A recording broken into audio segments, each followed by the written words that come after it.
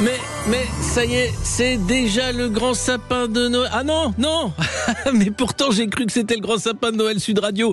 C'est vrai, 3 montres de luxe, une montre connectée, 3 smartphones, une enceinte connectée, 42 bouteilles de champagne, 10 magnums de champagne, 36 bouteilles de fameux vin de Bordeaux et une télé dernier cri. C'est vrai que ça ressemble quand même à des beaux cadeaux de Noël, tout ça d'une valeur de 20 000 € quand même.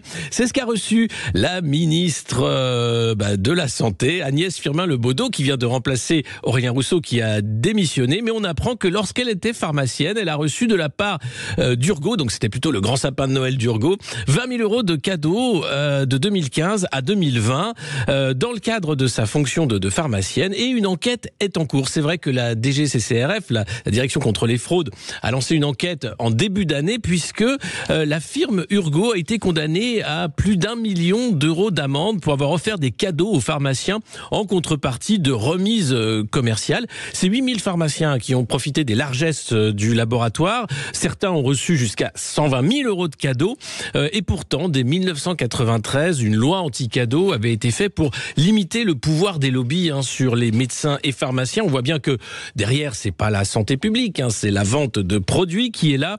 L'enquête est en cours. La ministre, elle, a dit qu'elle réserverait les échanges qu'elle aura avec les autorités compétentes dans les jours qui viennent.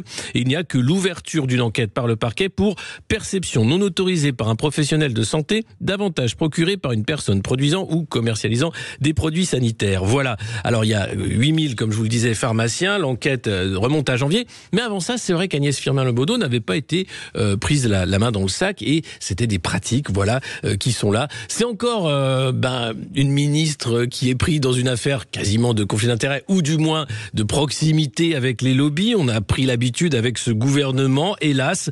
Voilà, c'est chouette. On peut avoir confiance dans l'industrie de la santé.